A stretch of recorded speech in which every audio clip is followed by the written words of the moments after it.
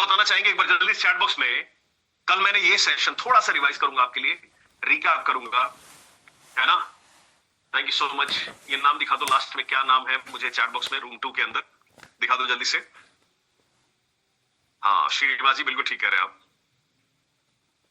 Brand है क्या, है ना? दिलों में है ब्रांड। अच्छा, ब्रांड इज हार्ट। अच्छा, ब्रांड इज हार्ट, सर जी लिख रहे हैं बड़े ध्यान से। आलम जी आप मेरे साथ रहेंगे एकदम, बहुत बढ़िया, thank you so much. Prachi ji बहुत ध्यान से समझिएगा, व्हाट इज ब्रांड? ब्रांड क्या है? यस बिल्कुल ठीक कह रहे हैं। ब्रांड का मतलब होता है, जैसा कि जेफ बेजोस साहब कहते हैं कि ब्रांड वो है जो पीठ पीछे, हमारे पीठ पीछे एक इंसान दूसरे इंसान से जब हमारे बारे में बातें करता है, बताता है, वही है ब्रांड बेसिकली, और कुछ नहीं है। लेकिन इसके अलावा मैंने ब्रांडिंग बताई थी। विकास मिश्रा जी लिख रहे हैं it's all about creating a memory. नहीं नहीं नहीं, कस्टमर सर्विस होता है वो। ब्रांड होता है जो हमारे पीठ पीछे हमारे बारे में क्या बातें चल रही होती है, उसी को कहते हैं ना। भानु कुमार वर्मा जी इसी को बोलते हैं, बड़े ध्यान से समझिएगा।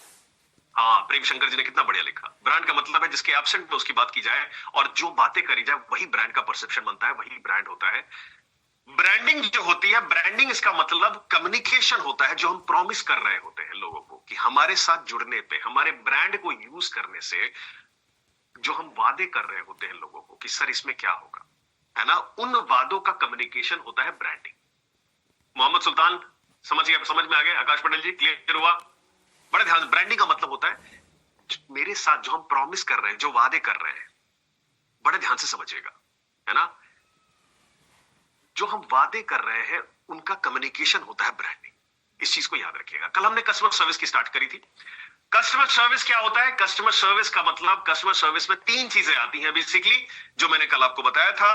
कस्टमर को डिस्काउंट दे देना कस्टमर सर्विस होता है, कस्टमर को बहुत बढ़िया बढ़िया ऑफर्स दे देना कस्टमर सर्विस होता है, कस्टमर को हर बात पे बहुत बढ़िया सर क्या बढ़िया बात बोले हैं, ये सब हो जाता है कस्टमर सर्विस। यस और नो? जल्दी से चैट बॉक्स में। गौरव जी तो अभी से लिख रहे हैं, अरे क्या बात कर रहे हैं सर, कल तो आपने कुछ और बताया था। बढ़िया बढ़िया डिस्काउंट दे देना प्रेम शंकर जी, अच्छे खासे ऑफर दे देना, या कस्टमर को बार बार अप्रिशिएट करना कि बहुत अच्छे लग रहे हैं सर आप, क्या बढ़िया सूट पहना आपने, है ना, बहुत बढ़िया बोलते हैं आप। यही तो होता है कस्टमर सर्विस, है ना? एकदम ठीक बात है।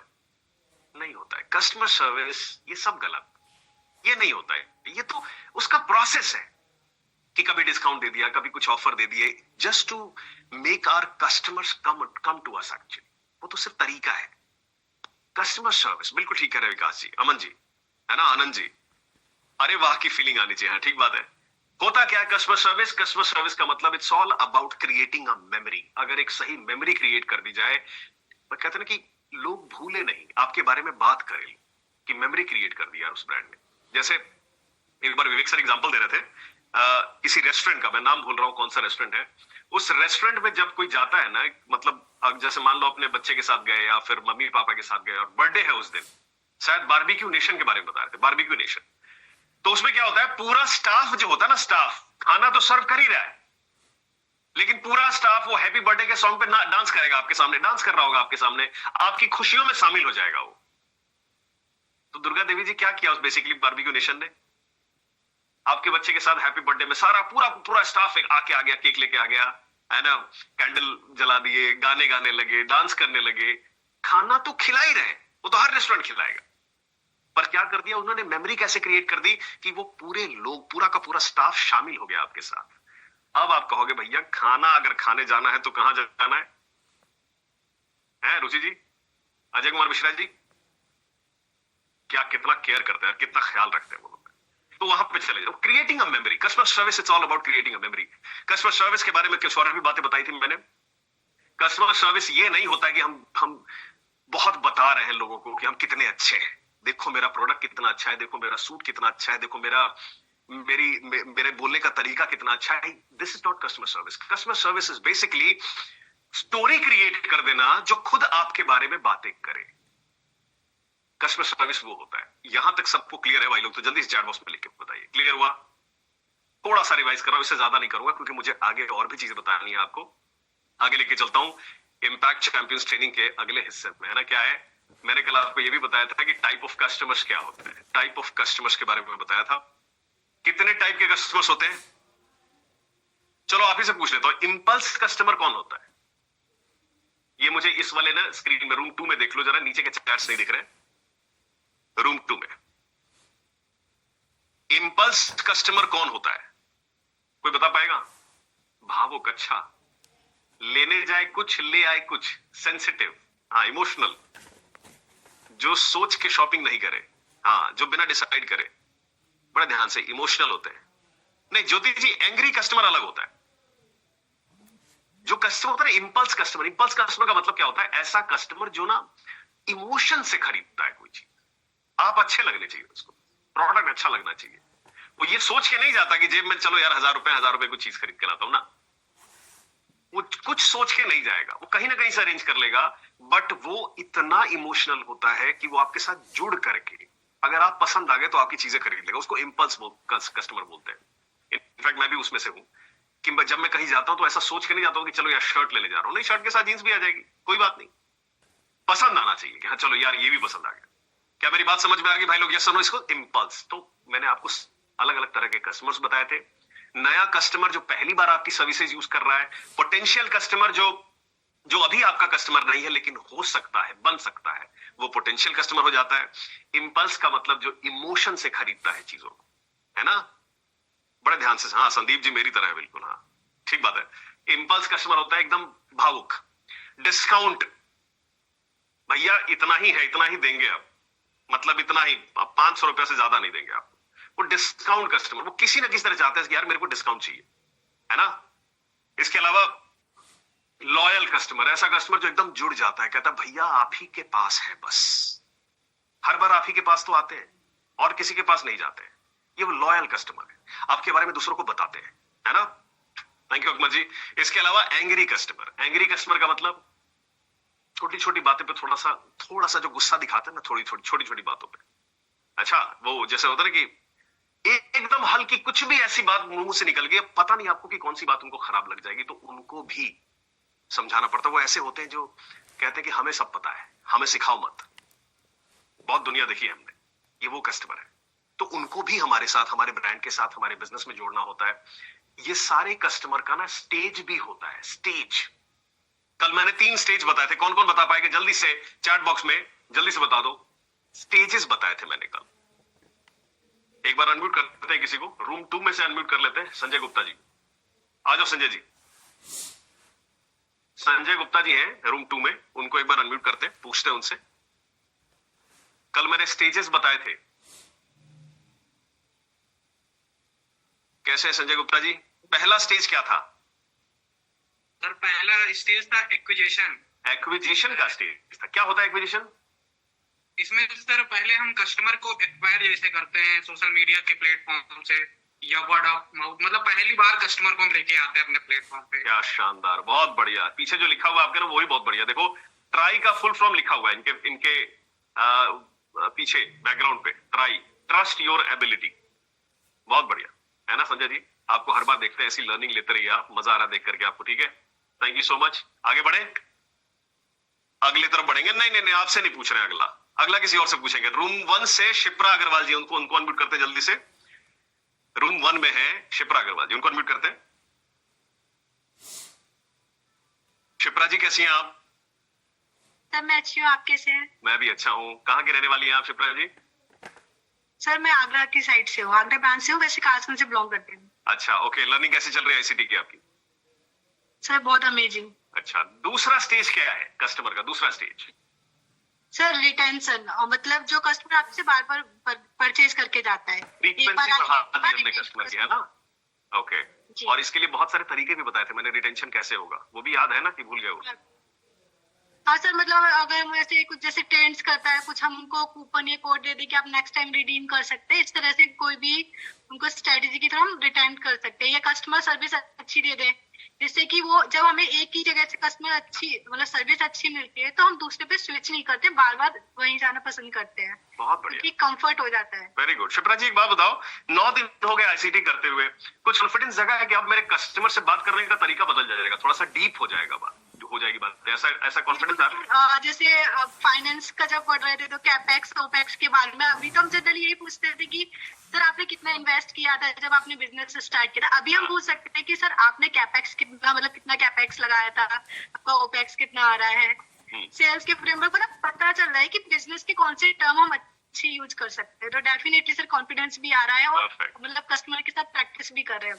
बहुत बढ़िया, वेरी गुड। अब बातें बहुत डीप हो जाएंगी, कस्टमर को लगेगा कि हाँ मैं कंसल्टेंट से बात कर रहा है ना। शिप्रा जी थैंक यू सो मच, ऐसी लर्निंग लेते रहिए डेली, है ना। आगे बढ़ते हैं जल्दी से।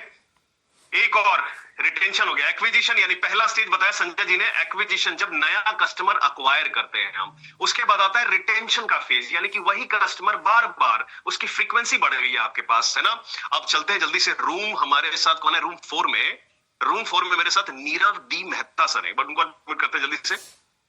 रूम 4 में नीरव डी मेहता सर, कैसे हैं आप? कहां के रहने वाले हैं पहले ये बता दीजिए जल्दी से। मैं टीम तरुण सर से बिलोंग करता हूँ, तरुण नीरव सर से।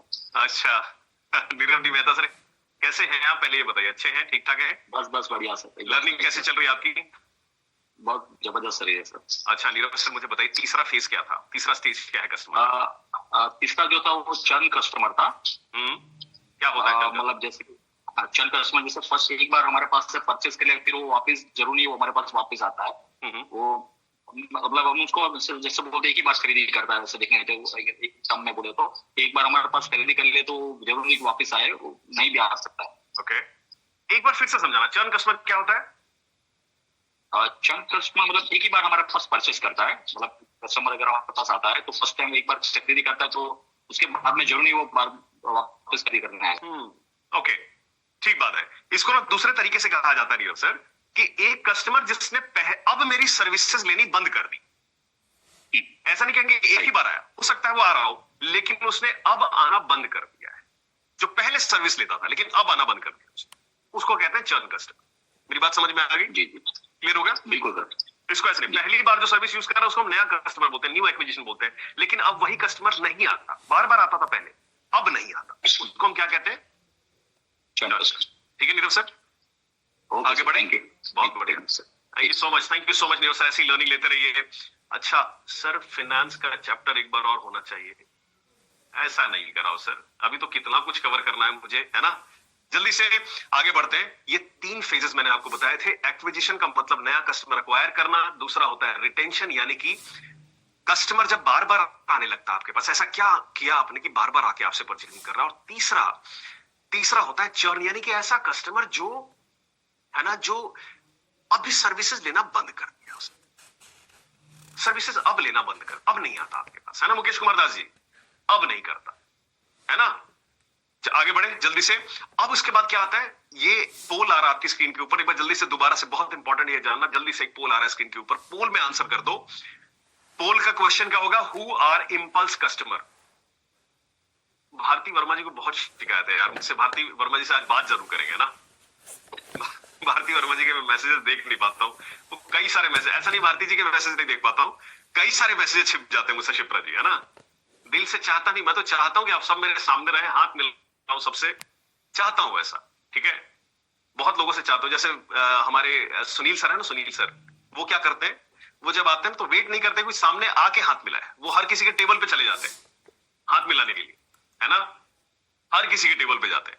वैसे ही मैं भी चाहता हूं कि आप सबसे मिलूं, पर क्या करें, कुछ लिमिटेशन है। चाहता हूं कि सबके मैसेजेस पढूं, सबके रिप्लाई करूं, पर जब होता ना कि 3-4 हजार लोग जब आपके साथ अवेलेबल हो तो सारे मैसेजेस छिप जाते हैं। बट हाँ, भारती जी का कहना अब सही है कि चलो मैंने डे 1 को भी नहीं देखा, डे 2 को भी नहीं देखा, डे 3 को भी नहीं देखा, ये गलती हो सकती है ना।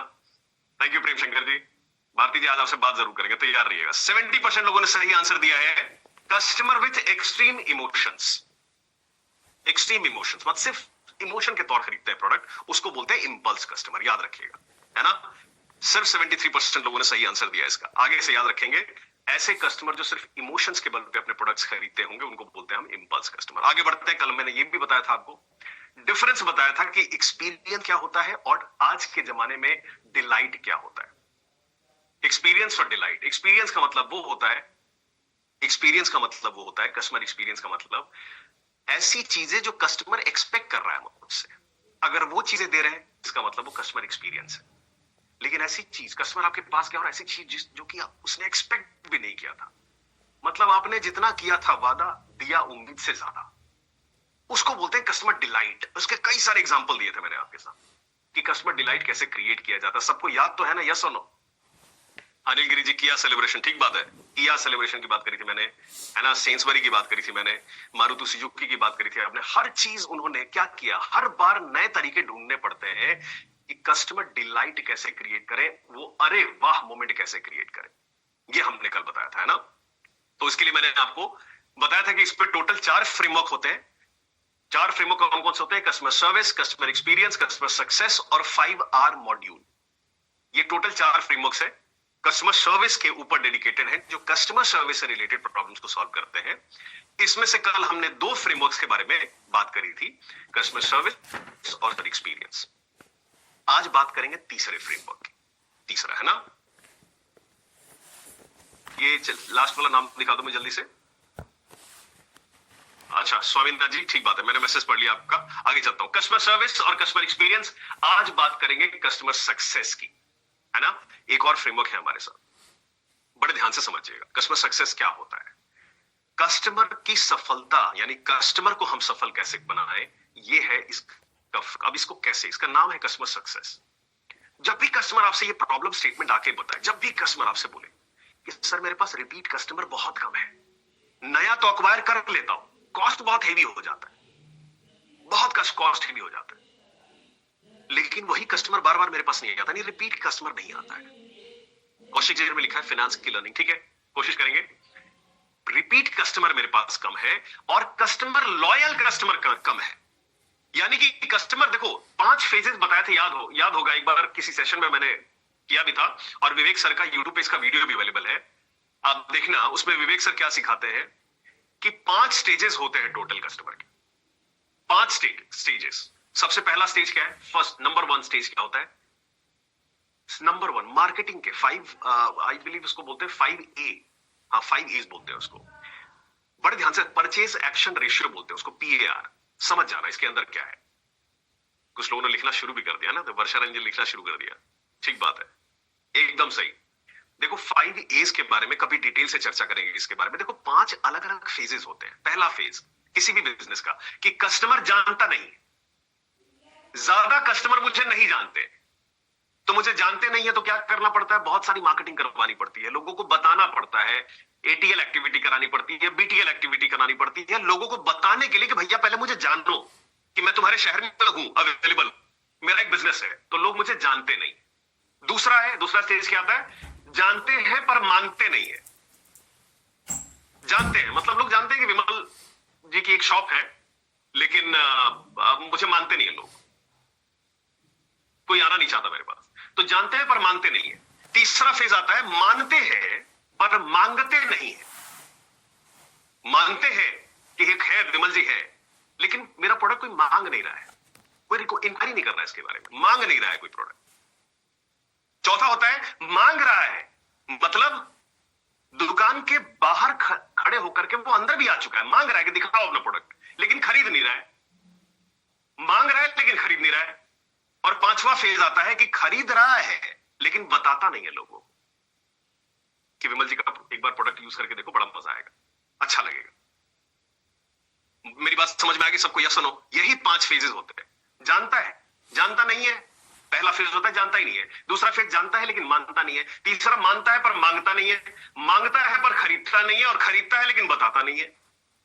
और उस सेशन में मैंने 5 फेजेस में करते क्या, उसका आंसर क्या होगा, ये भी बताया था आपको। ये लास्ट वाला जो फेज होता है ना, कि वो लॉयल बन जाता है, वो एडवोकेट बन जाता है आपका, मतलब खरीदता भी आप ही से और लोगों को बताता भी आपके बारे में, मार्केटिंग भी कर रहा है। इसी पे ज्यादातर जोर है ये कस्टमर सर्विस के इस वाले पर्टिकुलर फ्रेमवर्क का, कि लोग खरीदे भी और दूसरों को बताए भी। मेरी बात समझ में आई भाई लोग? यस और नो? चैट बॉक्स में लिख के बताओ जल्दी से, क्लियर हुआ, समझ में आया? अजय कुमार जी, क्लियर है सबको? सब लोग लिख के बता दो। इस वाले स्क्रीन पर रूम 4 पे मुझे चैट्स नहीं दिख रहे, जल्दी से, समझ में आया सबको? हाँ ठीक बात, आगे चलते हैं।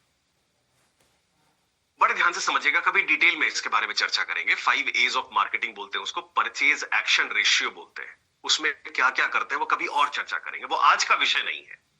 लेकिन ये बताना जरूरी था कि मुझे आपको ये कस्टमर को लॉयल कैसे बनाए, यानी कि वो बार बार लॉयल भी बने और एडवोकेट भी बने, मेरे से बार बार प्रोडक्ट खरीदे भी और मेरे प्रोडक्ट के बारे में लोगों को बताए कि तुम भी जाके खरीदो।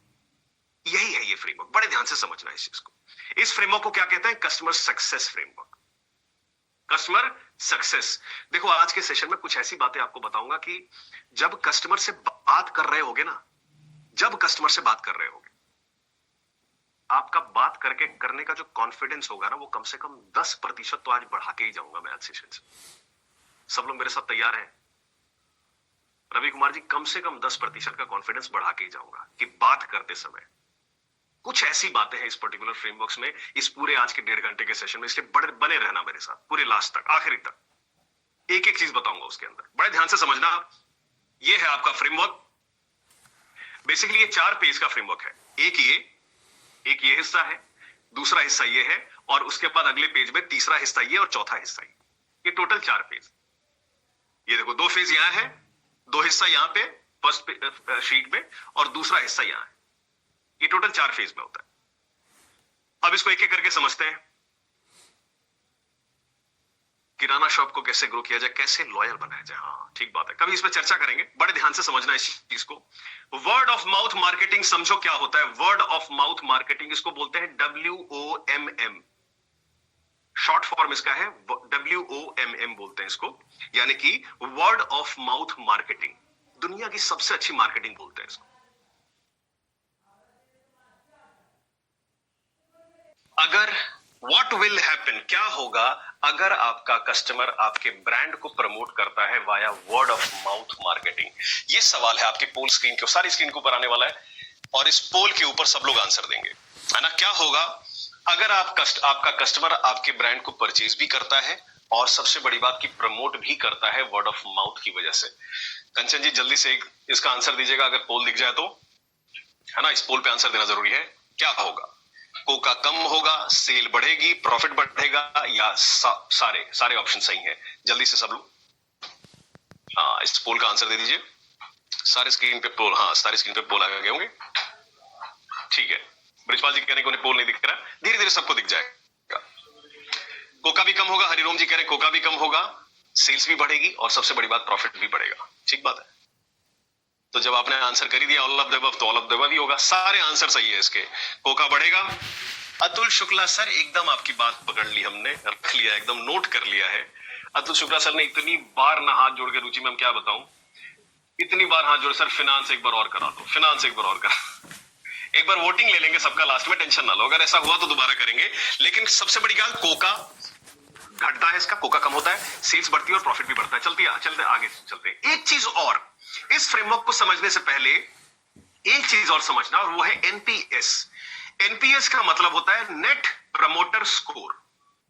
NPS, है ना सुमन जी। NPS का मतलब क्या होता है? Net promoter score.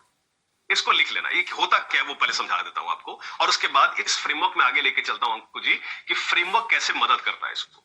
बड़े ध्यान से समझना। NPS का मतलब होता है नेट प्रमोटर स्कोर, यानी कि कस्टमर आपके बारे में क्या सोच रहा है, आपको कितना मान रहा है कस्टमर आपके बारे में, आपको कैसा फीडबैक दे रहा है, उसको बोलते हैं NPS।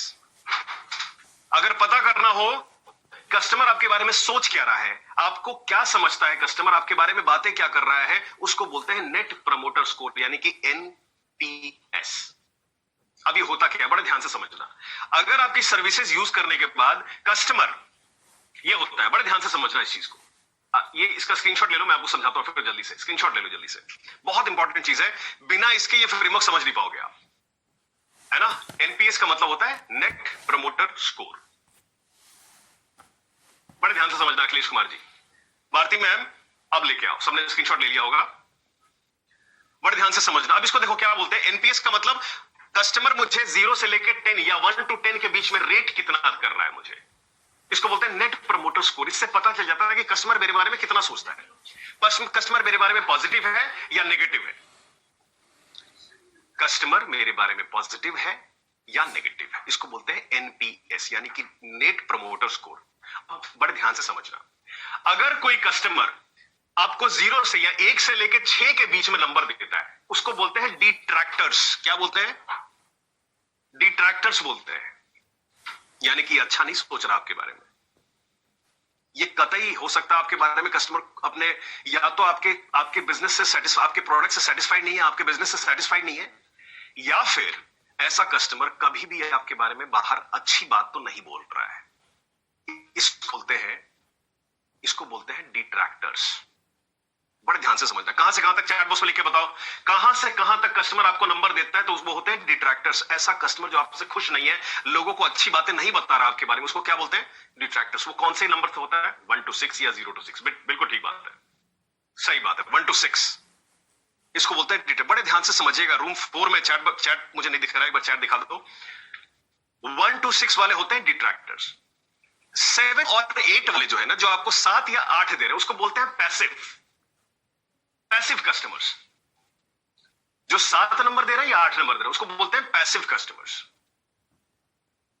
भाई साहब, मतलब विवेक सर ने क्या कर दिया फ्रेमवर्क के जरिए, मैं बताऊं। जब कस्टमर से सुरेंद्र जी बात कर रहे होंगे ना एनपीएस के बारे में, कस्टमर का दिल खुश होगा कि नहीं? चैट बॉक्स में लिख के बताओ कि यार ये सब तो मतलब भाई तो मेरा इतना कुछ जानता है, कितना कुछ है मेरे पास बिजनेस में जानने के लिए, इतना कुछ है। एनपीएस के बारे में बात कर रहे होंगे। 7 और 8 जो नंबर दे रहा है उसको बोलते हैं पैसिव कस्टमर्स। ऐसा कस्टमर जिसको फर्क नहीं पड़ता, जिसको कोई फर्क नहीं पड़ता, वो आपके साथ यूज करेगा, आपकी प्रोडक्ट सर्विसेज यूज करेगा, दूसरों को बताएगा, डजंट मैटर, उसको कोई फर्क नहीं पड़ता, बट ठीक ठाक है। मतलब he is not happy, not sad, ना वो खुश है आपसे ना दुखी है, पर इतना जरूर तय है कि उसको फर्क नहीं पड़ रहा है कि वो मतलब यूज करेगा, अगली बार आप ही से खरीदेगा कि नहीं खरीदेगा, लोगों को बताएगा। It's his passive customer. Brijesh ji समझ आ रहा है? यस और नो? न्यूट्रल है वो, बिल्कुल श्रीनिवास जी, आपके शब्दों में अगर कहा जाए वो न्यूट्रल है। 1 से 6 वाला तो डिट्रैक्टर हो गया, न खुश है और ना ही लोगों को अच्छी बातें बताएगा। बड़े ध्यान से समझना वर्षा जी, 1 से 6 में वो डिट्रैक्टर है, आपको अच्छा फीडबैक नहीं दे रहा है कस्टमर, आपकी सर्विसेज भले ही यूज कर रहा हो लेकिन आपके बारे में अच्छी बातें नहीं करेगा कस्टमर, वो आपको अच्छा मानता नहीं है वो। इज इट क्लियर वर्षा जी? एक बार चैट बॉक्स में लिख के बताना। वो 1 से 6 नंबर दे रहा है, इसका मतलब बहुत सुधार की जरूरत है, बहुत कुछ करने की जरूरत है उसका। वो सिग्नल दे रहा है आपको कि बहुत कुछ किया जा सकता है, ये भी ठीक नहीं है, वो भी ठीक नहीं है, ऐसा हो जाएगा वैसा हो जाएगा, इतना कुछ वो बता रहा है, क्लियर कर रहा है आपको। 7-8 वाला पैसिव है, उसको फर्क नहीं पड़ रहा, वो ना खुशी है, ना वो खुश है, ना वो दुखी है, उसको फर्क नहीं पड़ रहा है कि लोगों को बताएगा कि नहीं बताएगा, वो चाहेगा आपका प्रोडक्ट यूज करेगा। दूसरा और तीसरा होता है प्रमोटर्स, यानी कि 9 या 10। अगर वो 9 या 10 दे रहा है, इसका मतलब वो खुश भी है और लोगों को बता भी रहा है। इसको बोलते हैं एनपीएस। निकालते कैसे हैं? नेट प्रमोटर स्कोर को परसेंटेज में कैसे निकालते हैं? बड़े ध्यान से समझना। परसेंटेज में कैसे निकालते हैं Rakesh Kumar ji? Percentage of promoters, ये जो ग्रीन में है ना, ग्रीन, इसको बोलते हैं ये। इतने कस्टमर का जो परसेंटेज है उसको पहले लिखेंगे और उसमें से माइनस कर देंगे डिट्रैक्टर्स को, यानी कि 1 से 6 वाले को। परसेंटेज वही होता है आपका नेट प्रमोटर स्कोर। क्या मेरी बात समझ में आई? जल्दी से बता दो चैट बॉक्स में, कितने लोग आपके प्रमोटर्स हैं, यानी खुश कस्टमर्स हैं, लॉयल हैं, एडवोकेट हैं। वो कस्टमर जो हाईली सेटिस्फाइड है, उसमें से क्या करते हैं हम? ये 1 to 6 यानी कि डिट्रैक्टर्स के परसेंटेज को माइनस करेंगे तो हमारे पास निकल के आता है नेट प्रमोटर स्कोर। क्लियर हुआ? केदारनाथ जी एकदम स्माइली फेस के साथ कर रहे हैं, अरे वाह बहुत बढ़िया। इसको बोलते हैं नेट प्रमोटर स्कोर निकालना। पता चल जाएगा कि भैया एनपीएस हमारा मतलब 89% है, 90% है, 60% है, 40% है, इससे पता चल जाएगा। जब ये पता चल जाएगा, पहले तो इस पर्टिकुलर फ्रेमवर्क के जरिए समझाया जाता है आपको कि एनपीएस होता क्या है। उसके बाद अब करना क्या, ये भी सिग्नल देता है करना क्या है। सबसे पहले तो इनके फीडबैक पे काम करना स्टार्ट करना पड़ेगा। पहले इनको जरूरी है इनको ग्रीन सिग्नल में लेके आना, यानी कि 9 to 10 में पहुंचाना। और ये जो 7-8 है ना, इनको ऐसी कौन सी स्ट्रेटेजी अपनाए कि ये प्रमोटर्स बन जाए। सबको कहां लेके आना है ये, और ये मकसद क्या है, सबको कहां लेके जाना? यहां लेके जाना। तो जब तक पता चलेगा कि मेरे 10 में से 6 कस्टमर कहते हैं कि मैं बुरा हूं, तो उनको पहले समझाना है कि मैं अच्छा कैसे बनूं, उनके फीडबैक लेने पड़ेंगे। और जो जिनको फर्क नहीं पड़ता 7-8 में, उनको पूछना पड़ेगा कि सर बताओ ऐसी कौन सी 1 या 2 सर्विस है जिससे खुश नहीं हो आप, तो उनको प्रमोटर बनाना होगा और 9 और 10 वालों को बोलना पड़ेगा सर टेस्टिमनी बना के भेजो सर, आप मुझे बताओ, लोगों को बताओ मेरे बारे में। उनको जब तक ये पता नहीं चलेगा कि मेरे 100 कस्टमर में से 10 कस्टमर में से कहां पे कौन सा कस्टमर है, तब तक क्या आगे बढ़ सकते हैं? यस और नो? क्या कोई स्ट्रेटजी बनाई जा सकती है? चैट बॉक्स में लिख के बताओ। क्लियर हुआ? यस और नो? पैसिव कस्टमर का करना क्या है? पैसिव कस्टमर को ये बनाना है, अभी तो बताया। कोशिश करना है कि वो पैसिव कस्टमर खुश है आपसे, ऐसा नहीं कि दुखी भी नहीं है, खुश है, पर उसको पूछना है कि सर ऐसा कौन सा चीज है जिसकी एक चीज मैं सही कर दूं तो आप मेरे को 9 या 10 फीडबैक देना चाहेंगे। बस वो उस पे काम कर लो, वो आपका बन गया अगली बार से प्रमोटर। लेकिन 1 से 6 वालों को तो लेके जाना ही जाना है हर हालत में। Is it clear? इसको बोलते हैं नेट प्रमोटर स्कोर। एक बार जब ये समझ में आ गया कि मेरा नेट प्रमोटर स्कोर क्या है, अब मैं उसके ऊपर वर्किंग स्टार्ट करूंगा। I will start working on it. वो वर्किंग कैसी होगी, बड़े ध्यान से समझना। वर्किंग कैसे होगी? सबसे पहली चीज कि इन चारों श्रेणियों में अलग अलग स्ट्रेटेजीज कैसे बनाओगे आप। 4 एक्सपीरियंसेस दे रहे हैं विवेक सर इस पर्टिकुलर फ्रेमवर्क के अंदर। 4 एक्सपीरियंसेस, और अगर ये 4 एक्सपीरियंसेस आपने सही कर दिए कस्टमर के, अगर ये 4 एक्सपीरियंसेस आपने सही कर दिए कस्टमर के, तभी जाके कस्टमर जो 1 से 6 में है वो 7-8 बन जाएगा, जो 7-8 है वो 9-10 बन जाएगा, यानी कि आपका एनपीएस यानी नेट प्रमोटर स्कोर बढ़िया हो जाएगा। वो कौन से 4 एक्सपीरियंसेस है, बड़े ध्यान से समझना। नंबर 1, फीडबैक रेटिंग को सुधारने के 4 तरीके कौन कौन से होते हैं? राकेश कुमार जी बड़े ध्यान से समझना। पहली स्ट्रेटेजी क्या देते हैं? पहली स्ट्रेटेजी है be a customer of your own product. अपना प्रोडक्ट एक बार यूज करके तो देखो, एक बार यूज करके देखो अपना प्रोडक्ट। पहले उसको यूज करके देखो, है ना? खुद यूज करते हैं वो क्या, कौन सा सर्फ होता है, सर्फ एक्सेल, और बेचने चले हैं फेना, तो कन्विक्शन आएगा? नहीं आएगा ना। सिंपल यही है पहली चीज जो कल मैंने थोड़ा सा हिंट दिया था इसके बारे में। Be a customer of your own product. पहला स्टेप क्या है कि पहले अपना प्रोडक्ट यूज करके देखो। हमारी कंपनी में भी यही चलता है। पहले हमारे पूरे, आपको पता ना क्या स्टार्ट होने वाला है? पता है? बिजनेस फंडामेंटल सर्टिफिकेशन स्टार्ट होने वाला है। Business fundamental certification doctor Vivek Bindra sir 10 MBA के अंदर 4-5 अलग अलग सेशन कर चुके हैं, अभी 6 सेशन कर चुके हैं इनफैक्ट। उसमें से 4 उन्होंने चुने हैं सिर्फ आपको समझाने के लिए कि सर एक बार यूज करके तो देखो। पहले खुद समझो, फिर कस्टमर को बताना। Be a customer of your own product. जिन्होंने मिस कर दिया है, पहले एक बार पूरा जाके सेशन देखना है। बिजनेस फंडामेंटल सर्टिफिकेशन स्टार्ट होने वाला है संडे से। रविवार को आपको वीडियो असाइन हो जाएगा। रविवार को आप वीडियो देख के आएंगे, उसका कुछ हाईलाइट समझाया जाएगा मंडे को, सोमवार को, और उसके बेस पे आपके असेसमेंट होंगे। ब्रजेश कुमार जी समझ में आ रहा है? देखने के लिए आप अपना प्रोडक्ट इस्तेमाल कर रहे हो कि नहीं कर रहे हो? जब खुद ही मीनाक्षी जी यूज नहीं कर रही है मेरा प्रोडक्ट, यानी 10 डे MBA का की ताकत नहीं समझ रही है, तो कस्टमर को क्या समझा पाएंगे? बात समझ में आ रही है? तो पहली चीज हम क्या स्टार्ट करने वाले हैं? Be a customer of your own product. पहले अपने प्रोडक्ट के कस्टमर बन के देखो।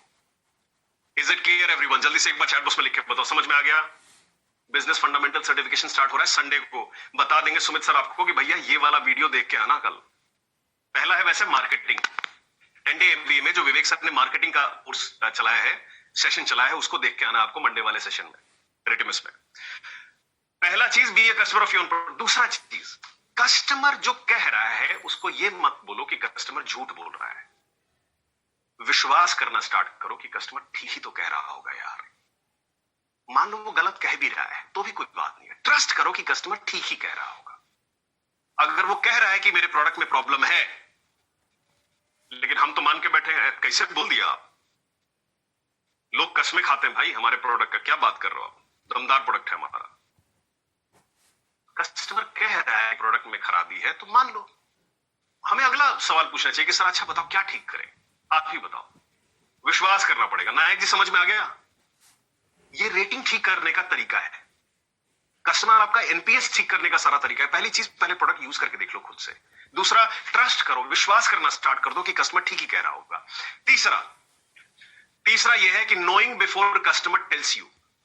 कस्टमर अपनी प्रॉब्लम बताने आ रहा है, उससे पहले जान जाओ कि ये कस्टमर प्रॉब्लम बताने वाला है। ऐसी प्रॉब्लम मेरे कस्टमर बताएगा। जब नई नई मारुति बलेनो आई थी ना, नई बलेनो आई थी, फर्स्ट या सेकंड एडिशन की बात बता रहा हूं, जब पहली बार या दूसरी बार जब मार्केट में नया लॉट आया था बलेनो, तो क्या हुआ था ना, उसका जो स्टीयरिंग का जो पाइप होता है ना, छोटा सा कितना सा बड़ा पाइप होता है जो जाके नीचे उसको कुछ कहते हैं, उसमें जाके कनेक्ट होता है। उस पाइप में कुछ प्रॉब्लम थी, मैकेनिकल इश्यू था उसके अंदर। बेसिकली मारुति ने क्या किया, उसको पता है कि ये कस्टमर को एक ना एक दिन प्रॉब्लम आने वाली है। उसने पता है क्या किया, उस पीरियड एक सर्कुलेशन जारी किया कि जितने भी सर्विस सेंटर में इस पीरियड की गाड़ियां आ रही हैं सर्विस होने के लिए, उन सब गाड़ियों को बुलाया जाए वापस, फोन करके बुलाओ सर्विस सेंटर में, एक्स्ट्रा फ्री सर्विस दे दो और उसी फ्री सर्विस के अंदर वो पाइप चेंज कर दो। मेरी बात समझ में आ रही भाई लोग? ये सुनो, एक भी कंप्लेंट नहीं गई। क्यों? क्योंकि उसको पता चल गया था पहले से कि इसमें इस पर्टिकुलर पाइप में एक मैकेनिकल प्रॉब्लम है।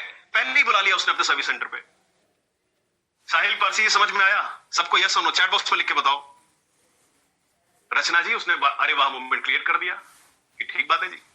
और जब चेंज कर दिया पाइप, तब कस्टमर को बताया कि सर एक पाइप लगी है, उसका जो कॉस्ट है वो लगभग 11,000 रुपए का है, बट इसमें कुछ मैकेनिकल इश्यू था, हमने खुद अपने एंड से कर लिया। कस्टमर का दिल खुश, 11,000 रुपए के पाइप चेंज कर दिया, बहुत बढ़िया, वेरी गुड। रंजीत कुमार रॉय जी, समझ में आया? सबको क्लियर हो गया? प्रभा जी क्लियर है? बड़े ध्यान से समझिए। देखो यहाँ पर सुधांशु जी शायद लिख रहे हैं, लास्ट मैसेज किसका है कि सर मेरा भी किया था। देखो हमारे कस्टमर यहीं पे है जो मैं समझा रहा हूं। बड़े ध्यान से समझिए इस चीज को। Knowing before customer tells you, पहले पता कर लो कि कस्टमर को क्या प्रॉब्लम आने वाली है, वो क्या बताने वाला है आपको, और लास्ट में रिएक्ट कर जाओ इससे पहले कि कस्टमर की चिल्लाने की बारी आ जाए आपके ऊपर। रिएक्ट करो, येल का मतलब चिल्लाना, रिएक्ट कर जाओ, आप रिस्पॉन्ड कर दो उसी समय कि कस्टमर को चिल्लाने की बारी ना आए। चिल्लाने से पहले ये 4 चीजें अगर हम ठीक कर देते हैं तो विवेक सर कहते हैं कि हमारा जो एनपीएस है यानी कि नेट प्रमोटर स्कोर, वो वाकई में बहुत अच्छा हो जाएगा। Is it clear everyone? जल्दी से चैट बॉक्स में लिख करके बता दीजिए आगे बढ़े क्या। जल्दी से क्लियर करें, आगे बढ़े। वेरी गुड, बहुत बढ़िया। आगे चलते जल्दी से। हाँ, अब देखो जैसे ही ये 4 एक्सपीरियंसेस अब आओगे तो ये फ्रेमवर्क क्या बताता है, 3 चरण में ये करता है ठीक आपका प्रॉब्लम। क्या? पहला चीज तो सिखाएगा आपको ये फ्रेमवर्क की एनपीएस निकालना सीखो, तो उससे क्या हो जाएगा, इंप्रूवमेंट साइकिल पता चल जाएगा आपको कि मुझे कहां सही करना है अपने आप को।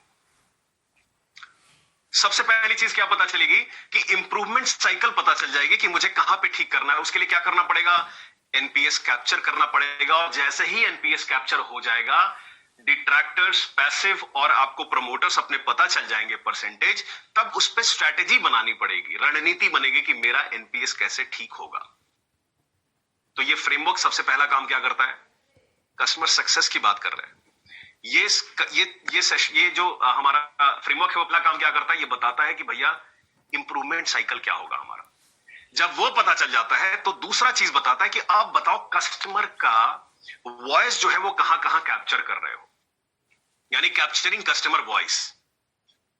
पहले एनपीएस ठीक करना सिखाएगा, स्ट्रैटेजी बताएगा, और उसके बाद क्या होगा, आप कस्टमर का वॉइस कहां कहां कैप्चर कर रहे हो, ऐप के जरिए कर रहे हो, कस्टमर केयर नंबर के जरिए कर रहे हो, ईमेल के जरिए कर रहे हो, चैट सपोर्ट के जरिए कर रहे हो, सोशल मीडिया के जरिए कर रहे हो, जहां से भी हो सकता है कहां पे कर रहे हो। बेसिकली कस्टमर कहां कहां अपना वॉइस कैप्चर कर रहा है। मुस्कान जी ने ऐसी चीज मांगी है ना, अभी रिकॉर्डिंग दे दीजिए सर रिवीजन के लिए। चलो एक ऐसा सेशन कर देंगे आपके लिए जहां पे जितना भी सेशन हो रहा है सबका रिवीजन होगा एक दिन। ऐसा कर देंगे आपके लिए ना, दुखी नहीं देख सकते किसी को भी। एनपीएस हमेशा 9 और 10 में रखेंगे आपका, है ना शारदा जी? एनपीएस हमेशा अपना 9 और 10 में रखेंगे। तो बेसिकली कहने का मतलब क्या हुआ कि ये पहला क्या हुआ, इंप्रूवमेंट साइकिल।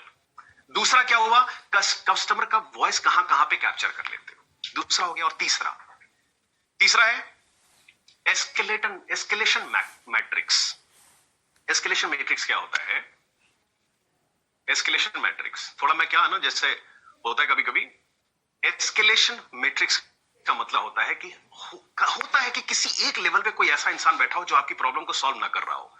तो किसी एक लेवल पे प्रॉब्लम को नहीं रखना चाहिए कभी भी, लेवल बना देना चाहिए प्रॉब्लम को सॉल्व करने के लिए। Level 1, level 2, level 3, L1, L2, L3 जिसको बोलते हैं, लेवल बना दो कि भैया 24 घंटे तुम्हारे पास रहेगी प्रॉब्लम। अगर तुमने सॉल्व नहीं किया तो तुम्हारे सीनियर के पास चली जाएगी लेवल 2। तुमने प्रॉब्लम सॉल्व नहीं करी तो लेवल 3 के पास चला जाएगा। ऐसे करके मेरी उत्तरदायित्व सबका क्लियर हो जाएगा कि भैया ये मेरी रिस्पॉन्सिबिलिटी है। अगर मैंने ये प्रॉब्लम सॉल्व नहीं करी तो ये चीज मेरे सीनियर को दिख जाएगी, उसने ठीक नहीं किया उसके सीनियर को दिख जाएगी। तो वहां पे मंजरी जी चांसेस ज्यादा हो जाते हैं क्लोज, मतलब आपके जो प्रॉब्लम्स होती है कस्टमर की वॉइस को जो हम कैप्चर कर रहे हैं, उस प्रॉब्लम को सॉल्व करने का जो डेडलाइन हो जाता है और टैट हो जाता है बहुत कम हो जाता है, बड़ी जल्दी क्लोज होता है। इसकी वजह से कस्टमर आपको एनपीएस यानी कि नेट प्रमोटर स्कोर आपका और भी अच्छा हो जाता है। Is it clear everyone? जल्दी से एक बार चैट बॉक्स में लिख के बताइए, सबको समझ में आ गया? ये फ्रेमवर्क 3 चरणों में करता है काम। नंबर 1 इंप्रूवमेंट साइकिल बताता है, नंबर 2 कस्टमर का वॉइस कहां से कैप्चर हो रहा है, और तब उसके बाद सिखाता है आपको कि एस्केलेशन मैट्रिक्स बनाओ अपना। अब देखो फ्रेमवर्क मैं समझाता हूं, दिखाता हूं जल्दी से आपको क्या है इस फ्रेमवर्क में। देखो स्टेप 1 क्या है? स्टेप 1 ये बताता है कि सबसे पहले तो ये चेक करो कि तुम अभी लोगों का एनपीएस मतलब अपने कस्टमर का एनपीएस कैप्चर कर रहे हो कि नहीं कर रहे हो। स्टेप 1 नहीं कर रहे हो, पहली चीज यहां पे क्या करना है? अगर एनपीएस नहीं कर रहे हो सबसे पहले करो, सबसे पहले स्टार्ट कर दो।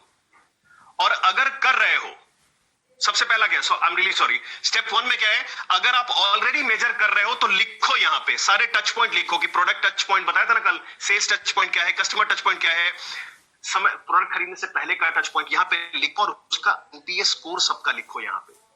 और उसके बाद तीसरा स्टेप देखो, दोबारा से बताता हूं, अगर कैप्चर कर रहे हो तो पहला लिखो कौन से टच पॉइंट की बात कर रहे हो आप।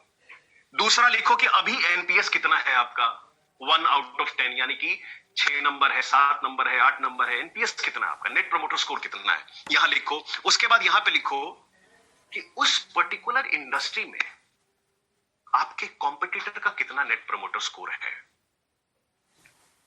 उसे बेहतर ना है। बड़े ध्यान से समझिएगा विभाती जी। पहली चीज क्या करनी है कि अगर एनपीएस कैप्चर कर रहे हो तो लिखो कौन से टच पॉइंट में एनपीएस कैप्चर कर रहे हो। ये एनपीएस जो है ये कस्टमर के खरीदने से पहले का है, खरीदने के दौरान का है, खरीदने के बाद का है, या कम्युनिकेशन का है। वो चारों चीजें लिखो। पहली लाइन में लिख दिया। दूसरे में लिखो कि अभी एनपीएस है कितना आपका, यानी कि नेट प्रमोटर स्कोर कितना है। और तब तीसरे में लिखो कि आपके कॉम्पिटिटर यानी कि अभी इंडस्ट्री में नेट प्रमोटर स्कोर कितना है आपका, वो लिखो। और तब चौथे में लिखो कि इससे बेहतर कैसे बनना है मेरे को। मधु कुमारी जी होता क्या है, कई सारे लोग कहते हैं ऐसा कि किसी इंडस्ट्री में 80% is a good net NPS, बढ़िया एनपीएस है। 80% लोग मानते हैं कि मैं अच्छा हूं, लेकिन आपका एनपीएस जो है वो मान के चलो 77% है। तो ये अच्छा है कि बुरा है? ये अच्छा है कि बुरा? अंजलि जी, नेहा निषाद जी, मोहम्मद सुल्तान जी, मनीष कुमार जी बताओ जल्दी चैट बॉक्स में, ये अच्छा है कि बुरा है? बुरा है सर। 1% भी अगर कस्टमर खराब हो रहे हैं आपकी इंडस्ट्री स्टैंडर्ड से तो वो भी बुरा है। उसको 80 से 81 कैसे करेंगे? ये है बेसिकली। और लास्ट में यहां पे अब ब्रेनस्टॉर्म करना है कि बताओ इससे बेहतर कैसे बने। क्या मेरी बात समझ में आ गई? चैट बॉक्स में लिख के बताओ जल्दी से। क्लियर हुआ? कितना बढ़िया फ्रेमवर्क है, मजा आया फ्रेमवर्क देख करके। बड़े ध्यान से समझना है, एक एक बारीकी से बताता है आपको कि एनपीएस होता क्या है, कहां से टच पॉइंट्स है, इंप्रूवमेंट साइकिल क्या होता है, कैसे कैप्चर करोगे। हर चीज बताने के बाद आपको पेपर पे लेके आता है कि आप बताओ आपका कितना है, आपकी इंडस्ट्री का कितना है, और उसमें क्या क्या स्ट्रैटेजीज हो सकती है। फिर दूसरा स्टेप कहता है कि अगर नहीं करते हो कैप्चर, अगर कैप्चर नहीं करते हो तो कैप्चर करना शुरू करो। क्वेश्चन भी देता है साथ में कि पूछो, क्वेश्चन पूछो कि कस्टमर आपको स्कोर दे अच्छे तरीके से। Thank you so much Ajay Kishore ji. और उसमें कुछ क्वेश्चंस के एग्जांपल भी देता है कि सर ये सवाल पूछने से होता है।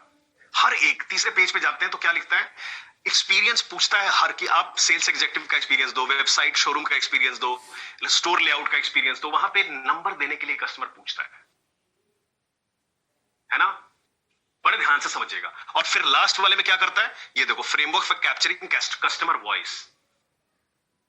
कस्टमर वॉइस मतलब फीडबैक कहां से कैप्चर कर रहे हो? कस्टमर सोशल मीडिया पे कर रहा है, डिजिटल ईमेल पे कर रहा है, कॉल पे कर रहा है, कस्टमर कहां से कनेक्ट कर रहा है आपसे वो बता रहा है। और उसके बाद लास्ट पेज पे देखना यहां पे क्या लिखा हुआ है, एस्केलेशन मैट्रिक्स। वो क्या दे रहा है? एस्केलेशन मैट्रिक्स में स्टोर मैनेजर है, जनरल मैनेजर है, रीजनल हेड है, सीईओ ऑफिस है, एकदम L1, L2, L3, L4 किस लेवल पे L1, L2 बनाओगे ताकि सबसे ज्यादा इंपैक्ट पड़े। ये फ्रेमवर्क आपको स्टेप 4 तक समझाता है। एक बार सबसे रिप्लाई चाहिए, लोग चैट बॉक्स में लिख के बताओ क्लियर हुआ? अच्छा बाबा, तो फ्रेमवर्क का कॉन्फिडेंस कितना कितना स्ट्रांग हो रहा है? अभी स्ट्रांग हो रहा है कि यार कितना शानदार फ्रेमवर्क है, कितनी बड़ी प्रॉब्लम हम सॉल्व कर रहे हैं एक एक चीज को उठा करके, है ना? बड़े ध्यान से समझिएगा इस चीज को। वेरी गुड, बहुत बढ़िया। आगे बढ़ता हूं लेके आपको। एक चीज और समझानी है आपको वैसे आज, है ना? हाँ अनिल गिरी जी, ठीक बात कह रहे हैं आप। ठीक है, आगे चलते हैं। अब क्या है, जैसे अब ये क्लियर हो गया, अब ये जो हमारा कस्टमर सक्सेस का फ्रेमवर्क है, इसका आउटकम क्या निकल के आता है? 3 आउटकम है टोटल। नंबर 1, आपको पता चल जाएगा कि कस्टमर आपके बारे में सोचता क्या है, ये पहला चीज। नंबर 2, दूसरा क्या है, आपको पता चल जाएगा कि मुझे कहां कहां इंप्रूव करना है, यानी कि इंप्रूवमेंट साइकिल क्या है मेरा। और नंबर 3, डिट्रैक्टर्स जो होते हैं आपको उनको प्रमोटर्स कैसे बनाएं, यानी कि जितने कस्टमर आपके बारे में गलत सोचते हैं ऐसा क्या किया जाए, ऐसी कौन सी स्ट्रैटेजी बनाई जाए जिसके जरिए ये कस्टमर मेरे बारे में अब अच्छा सोचने लगे, मेरे बारे में लोगों को बताने लगे। डिट्रैक्टर्स को प्रमोटर्स कैसे बनाएं, यह बताता है ये आपका हमारा कस्टमर सक्सेस का आउटकम। क्लियर हुआ? दीप्ति श्रीवास्तव जी क्लियर हुआ? एक बार चैट बॉक्स पे लिख के बताना रूम 1 से। आगे बढ़े, आगे बढ़े भाई लोग। हाँ ठीक बात है, थैंक यू सो मच जी। ये तो बिजनेस की रीढ़ की हड्डी है फ्रेमवर्क। हाँ ठीक बात है, बिल्कुल हड्डी है, तभी तो बिल्कुल रीढ़ की हड्डी है। तभी तो विवेक सर बता रहे हैं आपको कि यार ये बीबी इंपैक्ट जो प्रोडक्ट है ना, ये कस्टमर की लाइफ में सच में बहुत इंपैक्ट लेके आने वाला है। अभी और भी 1-2 दिन के अंदर आप कुछ गुड न्यूज सुनने वाले हैं, बताएंगे आपको उसके बारे में। लेकिन सबसे पहले हमारा ध्यान कहां पे है? Business fundamental framework, business fundamental जो हमारा सर्टिफिकेशन है वो होने वाला है। एक चीज और बता दूं, जितने लोगों ने अभी तक इनवॉइस अप्रूव नहीं किया, अपना वेरीफाई नहीं किया है, वो कर लो जल्दी से, है ना? आपने मेहनत करी है, उसका फल मिला है आपको, और इनवॉइस वेरीफाई नहीं करोगे तो पेमेंट नहीं मिलेगी। तो इनवॉइस अपना जरूर वेरीफाई कर लेना जिन लोगों की सेल हुई है। ठीक है, आगे चले। अब देखो हमने क्या किया, 4 फ्रेमवर्क टोटल है। इस चारों फ्रेमवर्क में मैंने आपको कस्टमर सर्विस समझाया, कस्टमर एक्सपीरियंस समझाया और कस्टमर सक्सेस भी समझाया।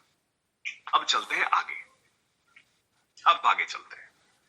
लेकिन आगे चलने से पहले आपसे एक सवाल पूछ लेता हूं पोल के ऊपर। पोल के लिए तैयार हैं हम लोग भाई लोग? हाँ, जल्दी से एक पोल आने वाला है स्क्रीन के ऊपर। अशोक जी आप टेंशन ना लो, बिल्कुल पोल क्या आने वाला है, बड़े ध्यान से समझिएगा। अच्छा, अगला आने वाला जो 7 या 10 मिनट होगा ना, अगला आने वाला जो 7 या 10 मिनट होगा, उसमें कुछ ऐसी बातें आपको बताने वाला हूं जो शायद मुझे लगता है कि 90% लोगों को तो पता नहीं है। और जब कस्टमर से बात करोगे ना, तो शायद कस्टमर को समझा पाओगे अपने फ्रेमवर्क की वैल्यू को, कि हम सर इसको कैसे, इसको आउटकम दिखाने वाला हूं थोड़ी देर में आपको, बड़े ध्यान से समझना, है ना? आगे चलते हैं। सवाल क्या है आपका? सवाल व्हाट इज एनपीएस? पोल क्या आ रहा है? एनपीएस का फुल फॉर्म क्या है? हाँ देखो 1%, 2 लोगों ने लिखा है नेट प्रॉब्लम स्कोर, है ना? Net problem score. अच्छा, अब 11 लोगों ने लिख दिया। 96% लोगों ने सही आंसर दिया है नेट प्रमोटर स्कोर, यानी कि एनपीएस का फुल फॉर्म क्या होता है? Net promoter score. आगे बढ़े जा लो। दुबरा लाहा जी ने कहा हाँ जल्दी आगे बढ़ते हैं सर अगला। अब देखो ये हमने 4 में से 3 आपको कस्टमर सर्विस के फ्रेमवर्क करा दिए। अब शुरू करते हैं आज, और इसके बाद मिलेंगे आपसे ऑब्वियसली मंडे को। लेकिन अब शुरू करने जा रहे हैं आपके सामने हम एक और फ्रेमवर्क जिसका नाम है बिजनेस ऑपरेशंस एंड स्ट्रैटेजी। ये प्रॉब्लम स्टेटमेंट सबसे ज्यादा आएगी। क्या शुरू करने वाले हैं? Business operations and strategy. बड़े ध्यान से समझना। लेकिन ये समझाने से पहले ना, हमारा सारा ध्यान कहां होता है? मैंने बताया था ना, अगले 5-7 मिनट के अंदर कुछ ऐसी बातें आपको बताऊंगा जो 90% लोगों को नहीं पता होगा, और गारंटी है ये मुझे बताना इसके बाद, जब मैं बता दूं कि इस पहले से पता था क्या। बड़े ध्यान से समझना इस चीज को। कुछ लोगों ने रिक्वेस्ट करी थी कि ये क्या होता है, इसलिए मैं लेके आया हूं और इसके बाद आपको ऑपरेशंस की तरफ लेके चलूंगा। वो कौन कौन से फ्रेमवर्क है, बड़े ध्यान से समझना, बड़े ध्यान से समझना इस चीज को। आपको समझा लो कि आपने सुना है, कस्टमर कहता है, पूछते हो प्रॉफिट मार्जिन क्या है आपका, सुना है कभी आप लोगों ने प्रॉफिट मार्जिन? कितनों को पता है कि प्रॉफिट मार्जिन होता क्या, निकालते कैसे? चैट बॉक्स में लिख के बता दो। कस्टमर कहता है यार सेल तो बहुत ज्यादा है, प्रॉफिट मार्जिन कम होता रहता है। सुना है कभी आपने प्रॉफिट मार्जिन? पहले ये वर्ड समझेंगे, उसके बाद आपको ऑपरेशन स्ट्रेटजी की तरफ लेके जाएंगे, है ना? हाँ ठीक बात है, शिप्रा जी ने ठीक लिखा है, रानू जी ने ठीक लिखा है, हाँ ठीक बात है। चलो इसको जल्दी से समझ लेते हैं। प्रॉफिट मार्जिन में दो तरह की चीजें आती हैं, एक होता है ग्रॉस प्रॉफिट मार्जिन और एक होता है net profit margin. Gross profit margin और net profit margin. Net profit margin का मतलब होता है, उसको पीएटी भी बोलते हैं, यानी कि प्रॉफिट आफ्टर टैक्स, पीएटी। एक होता है ग्रॉस प्रॉफिट मार्जिन और एक होता है net profit margin. Net profit margin का मतलब होता है प्रॉफिट आफ्टर टैक्स, यानी कि टैक्स हटाने के बाद का प्रॉफिट, फायदा कितना हुआ। बड़े ध्यान से लिखना भाई लोग, मैं बता रहा हूं, इसके बाद पूरा कैलकुलेशन समझा रहा हूं आपको। रितेश जी कह रहे सर सुना है लेकिन पता नहीं है डिटेल में, इसलिए ये बता रहा हूं। देखो ग्रॉस मार्जिन सबसे पहले समझाता हूं क्या होता है। पहले ग्रॉस प्रॉफिट मार्जिन समझते हैं कि अगर कस्टमर ऐसे शब्द आपसे बोले कि मेरा ग्रॉस प्रॉफिट मार्जिन इतना है, तो समझ लो कि वो रेड अलर्ट में है। अगर कहे कि मेरा प्रॉफिट मार्जिन इतना है, तो आप समझ लो कि ये रेड अलर्ट में है, इसको ठीक करना है। ये मेरे इस वाले फ्रेमवर्क से आते हैं, इसलिए ये समझाना जरूरी था आपको, ठीक है? बड़े ध्यान से समझना, ग्रॉस प्रॉफिट मार्जिन और नेट प्रॉफिट मार्जिन, यानी कि प्रॉफिट आफ्टर टैक्स। अब इसको समझो, पहले समझते हैं ग्रॉस प्रॉफिट मार्जिन क्या होता है। सुनील कुमार जी बड़े ध्यान से, सबका ध्यान चाहता हूं मेरी तरफ रहे एकदम, सुनो आप बड़े ध्यान से। मान लो आप ऐसी कंपनी हो जो कि वाटर बॉटल बनाती है, पानी के बोतल बनाते हो आप, ठीक है? सबसे पहले मान लो आप ऐसी कंपनी हो जो कि आप पानी पैकेज्ड ड्रिंकिंग वाटर आप सेल करते हो, बिजनेस करते हो इस चीज का। अब आपका ग्रॉस प्रॉफिट मार्जिन निकालने के लिए सबसे पहले निकालना पड़ेगा, लिख लो इस वर्ड को, COGS, जिसको बोलते हैं कॉग्स। चैट बॉक्स में सबके लिए लिख देना जरा एक बार, कॉग्स यानी कि COGS, जिसको हम बोलते हैं cost of goods sold. COGS, cost of goods sold. अब इसको निकालते कैसे, बड़े ध्यान से समझ। ग्रॉस प्रॉफिट, मेरा सबका ध्यान मेरी तरफ है कि नहीं? चैट बॉक्स में लिख के बता दो एक बार जल्दी से, सबका ध्यान मेरी तरफ है, एकदम मिस मत करना इस चीज को।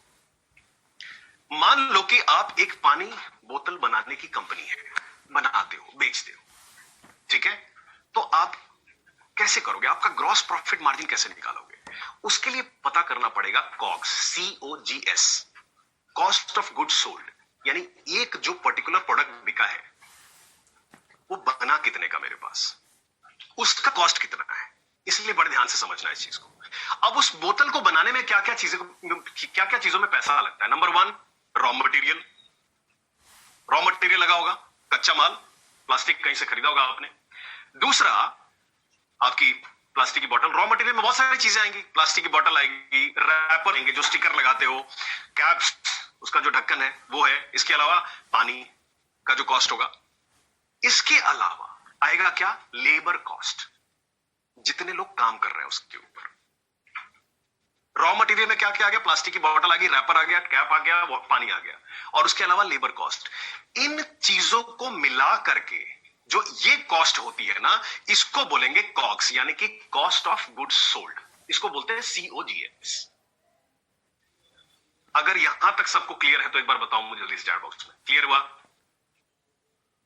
अब निकालेंगे इसका हम ग्रॉस प्रॉफिट मार्जिन, इसको बोलते हैं COGS, COGS। Gross profit margin निकालना सिखा रहा हूं, बड़े ध्यान से समझना। ये हो गया, ये क्या बताया मैंने, ये बताया मैंने कॉग्स, यानी कि कॉस्ट ऑफ गुड्स सोल्ड निकालना, खर्चा कितना पड़ा मुझे बनाने का।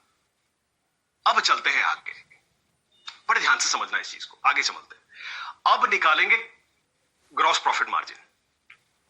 अब ग्रॉस प्रॉफिट मार्जिन कैसे निकालते हैं? ग्रॉस प्रॉफिट का मतलब, ग्रॉस प्रॉफिट जो होता है, पहले ग्रॉस प्रॉफिट मार्जिन निकालने से पहले ग्रॉस प्रॉफिट निकालो। तो ग्रॉस प्रॉफिट निकालने के लिए क्या करते हैं हम, टोटल सेल्स में से कॉग्स माइनस कर देते हैं। वो हो जाता है gross profit. Gross profit is equal to sales minus cost. Simple है, cost of goods sold minus कर दिया तो मेरा ग्रॉस प्रॉफिट निकल के आ गया।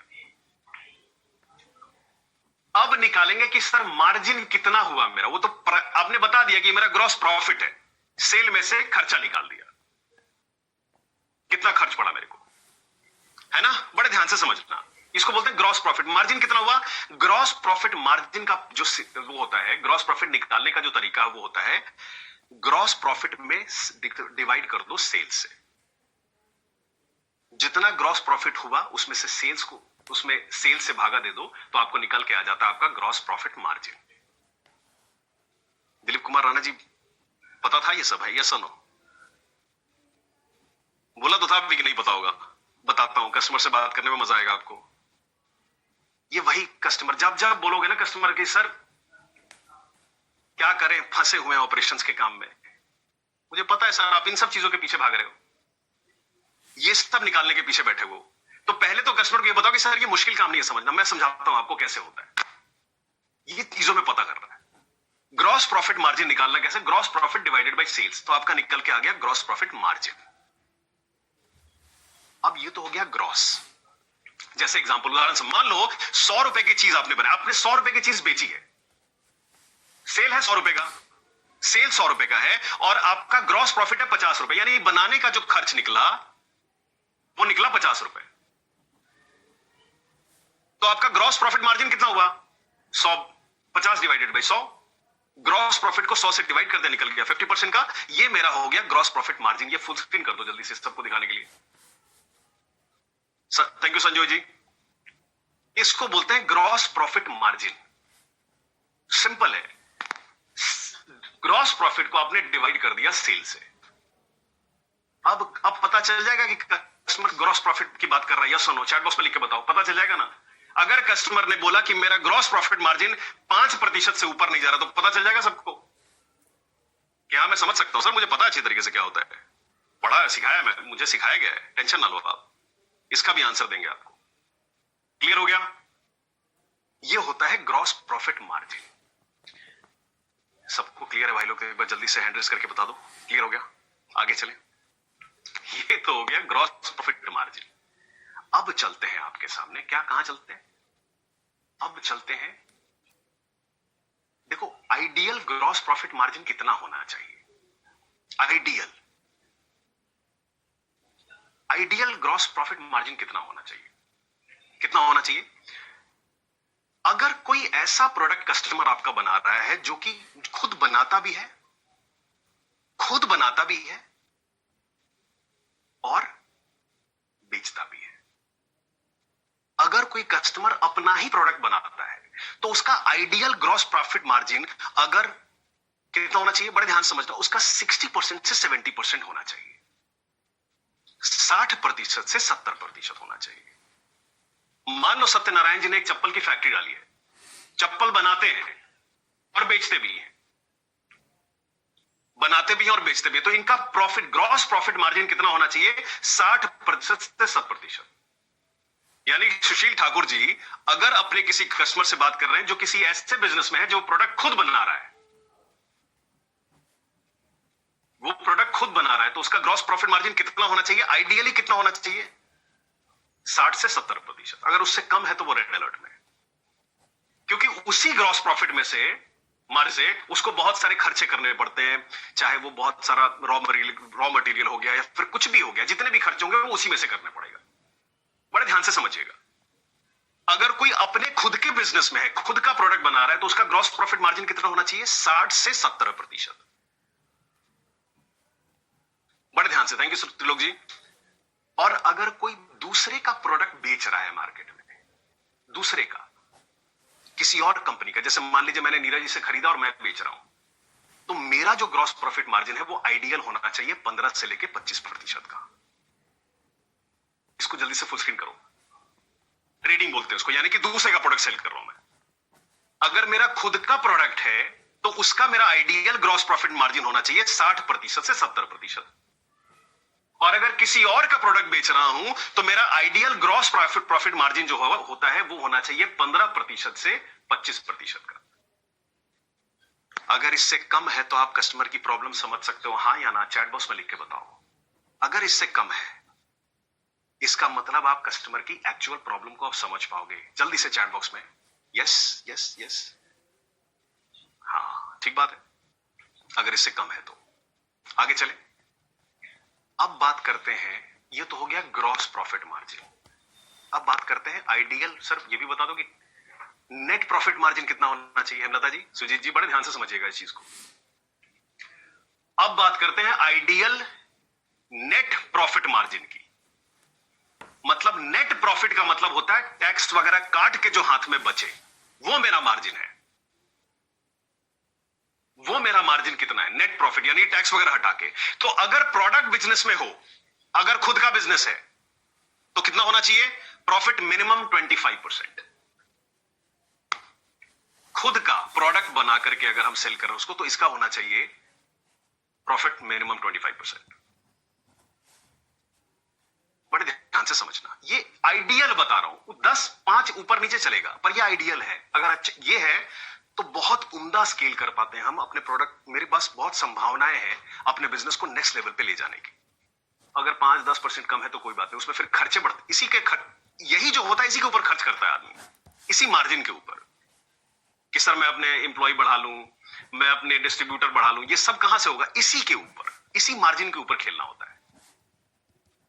ये होता है आइडियल नेट प्रॉफिट मार्जिन। लेकिन अगर ये तो अपना प्रोडक्ट, मेरा खुद का प्रोडक्ट है और अगर ये किसी और का प्रोडक्ट में डील कर रहा हूं, मैं किसी और से प्रोडक्ट लेके सेल कर रहा हूं, उसमें होना चाहिए मिनिमम 5% to 8%। 5% से लेके 8% के बीच में होना चाहिए। अच्छा, थोड़ी देर पहले मैंने बताया था ये चीज कि ऐसी चीज बताने वाला हूं जो बहुत सारे लोगों को नहीं पता होगी। जो आपका कस्टमर, जब ये कस्टमर बातें करो, सर थोड़ा सोच के बताता हूं, रुक जाइए। ऐसा होता है हाँ या ना? चैट बॉक्स में लिख के बताओ। क्लियर हो गया भाई लोग? I didn't know this. ठीक है, बहुत सारे लोग कह रहे हैं सर मुझे नहीं पता था। सर आईसीटी यानी कि इंपैक्ट चैंपियंस ट्रेनिंग का मकसद यही है कि जब कंसल्टिंग करो ना, जब कस्टमर बात कर रहा हो, वो क्या बताना चाह रहा है वो वहीं पे समझ जाओ, छोड़ो मत उसको। इसका मकसद ही यही है। मेरी बात समझ में आ रही? यस और नो? जब हरसिमरन मैम ने सोचा होगा कि अपने आईबीसीज को, अपने बड़ा बिजनेस फ्रेंचाइजीज को कंसल्टेंट बनाते हैं, तो यही सारे थॉट्स तो हुए होंगे ना कि वो बताओ जो उनको नहीं पता है। जो कस्टमर बोलता होगा तो हमारे जो कंसल्टेंट है वो हो जाते होंगे, है ना, हाथ पांव कांपने लगते होंगे। ये ना हो कि सर ये चीजें हमें पता होनी चाहिए। सिंपल यही है कि मेरा हाँ ठीक बात है सुनील जी, बड़े ध्यान से। पैट का मतलब होता है प्रॉफिट आफ्टर टैक्स, PAT, यानी thank you Dharmendra ji. PAT यानी का मतलब प्रॉफिट आफ्टर टैक्स। ये आइडियल है कि अगर किसी और के बिजनेस में हो, प्रोडक्ट बिजनेस में हो। देखो अब इसके बाद क्या करना है आपको, बड़े ध्यान से समझना।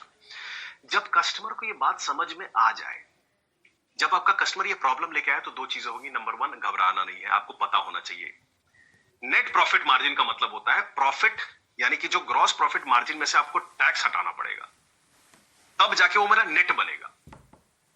प्रॉफिट आफ्टर टैक्सेशन है सारे, ठीक है। तो प्रोडक्ट बिजनेस में है तो होना चाहिए 25%, ताकि उसमें से अब मैं खर्चा करूंगा, मैन पावर बढ़ाऊंगा, कुछ भी करूंगा, बट उसी में से करूंगा। और ट्रेडिंग यानी दूसरे के बिजनेस में है तो इसका मतलब होता है 5% to 8%।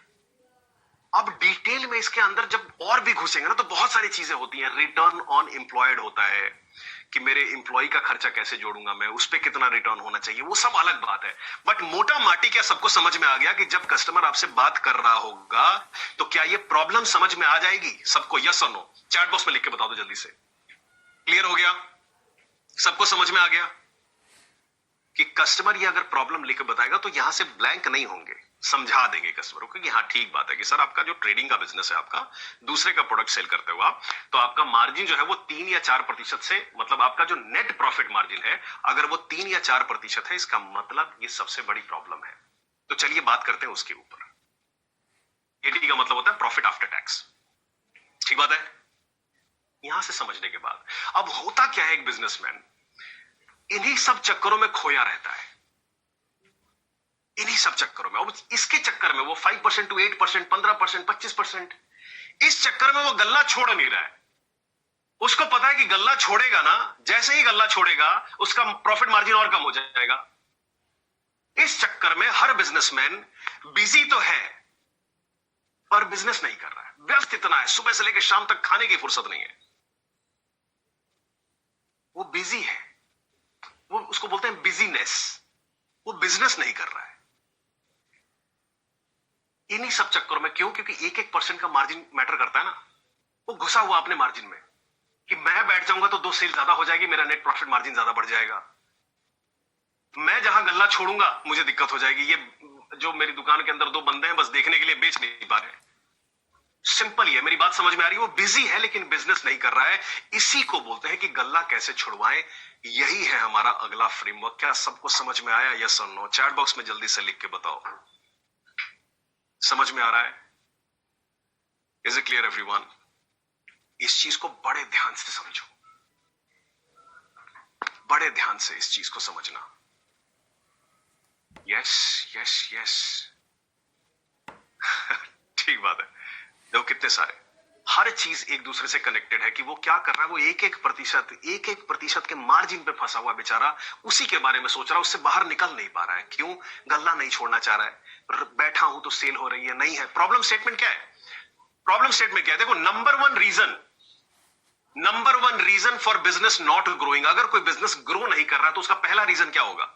Number one reason product quality है, मार्केटिंग स्ट्रेटेजी है या मैन पावर है? बताओ, चैट बॉक्स में लिख के बताओ। नंबर वन रीजन कौन सा है? प्रोडक्ट की क्वालिटी खराब है, मार्केटिंग स्ट्रेटेजी नहीं है, या फिर मैन पावर खराब है? Man power number one reason. पता है, नंबर वन रीजन ये है भाई लोग, सब गलत है। रीजन है, ये भी रीजन है। प्रोडक्ट की क्वालिटी खराब होगी तो भी बिजनेस नहीं बढ़ेगा, मार्केटिंग स्ट्रेटेजी नहीं होगी तो भी नहीं बढ़ेगा, मैन पावर खराब होगा तो भी बिजनेस ग्रो नहीं करेगा। लेकिन नंबर वन रीजन यही है, हर बिजनेसमैन ऑपरेशंस में घुसा हुआ है, बस इसकी वजह से बिजनेस ज्यादा नहीं ग्रो कर रहा है। ऐसा नहीं कि ऊपर वाले रीजन नहीं है, बट वो नंबर वन रीजन नहीं है। वो भी एक कारण है, प्रोडक्ट की क्वालिटी का खराब होना, मार्केटिंग स्ट्रेटेजी ठीक ना होना, या फिर मैन पावर खराब होना, वो भी एक रीजन है। ऐसा नहीं कि रीजन नहीं है वो, लेकिन नंबर वन रीजन जो बिजनेस को ग्रो नहीं करने देता है वो होता है एक बिजनेसमैन को ऑपरेशन में घुसा के रखना। हमेशा घुसा रहता है इतना ऑपरेशन में, गल्ला छोड़ना नहीं चाहता। वो कोई प्रोसेस बना ही नहीं है, कोई स्टैंडर्डाइजेशन नहीं है उसके अंदर, और प्रोसेस अगर बना भी दिया है तो खराब प्रोसेस बना हुआ है। जैसे कि एग्जांपल लेता हूं आपके, स्नैपडील के साथ क्या हुआ? स्नैपडील जो है, स्नैपडील के साथ कोई प्रॉपर एसओपी नहीं थी, यानी कि स्टैंडर्ड ऑपरेशन प्रोसीजर नहीं था, कोई स्टैंडर्ड ऑपरेटिंग प्रोसीजर नहीं था, कुछ नहीं था। इतना बुरा कस्टमर सर्विस था उस समय, उन दिनों में। ऑथेंटिकेशन गलत था। ऑथेंटिकेशन का मतलब, स्नैपडील से कुछ ऑर्डर किया मैंने, डिलीवर हो गया, विमल ने ऑर्डर किया, मिल गया मोहम्मद सुल्तान जी को, कोई भी ऑर्डर रिसीव कर लेता था। ऑथेंटिकेशन नहीं था। टेक्नोलॉजी इतनी गलत थी, पुअर टेक्नोलॉजी थी, जिसकी वजह से क्या हुआ, स्नैपडील का उस समय बिजनेस बहुत डाउन हुआ। इतना कुछ हुआ, न पैकेजिंग का प्रोसेस था कुछ, न बिलिंग का कोई प्रोसेस था, न डिलीवरी का कोई प्रोसेस बना हुआ था। बड़े ध्यान से समझना, प्रोसेस क्या गलती करता है, प्रोसेस से होता क्या है। लोग मोबाइल ऑर्डर करते थे तो उसमें सर्फ की टिकियां निकलती थी, सुना था आपने, न्यूज में भी आया था। कई सारे वेबसाइट में मोबाइल ऑर्डर कर रहे हैं, उसी वेट का सर्फ का टिकिया निकल रहा है, साबुन की टिकिया निकल रही थी। इसके अलावा देखो मोबाइल है, हाँ देखो कितने सारे लोग भुगत चुके हैं, है ना। गाड़ी ओरिजिनल मंगवाते थे, डुप्लीकेट मिल जाता था, ना पैकेजिंग का प्रोसेस बना हुआ था, कुछ नहीं बना हुआ था। गलत प्रोसेस अगर बने भी बिजनेस है। इसकी वजह से एक बिजनेसमैन गल्ला छोड़ नहीं पाता, क्योंकि उसको बैठे रहना पड़ता है कि पैकेजिंग भी खुद करवा रहा है, असली नकली का भाव भी खुद ही देख रहा है, क्या बोलते हैं उसको, मोल भाव भी खुद ही कर रहा है वो, क्योंकि प्रोसेस नहीं बना हुआ, बैठ के खुद ही करना पड़ रहा है उसको। क्यों? क्योंकि वो मार्जिन देख रहे हो ना, एक प्रतिशत मार्जिन इधर उधर होता रहता है उसके बैठने से।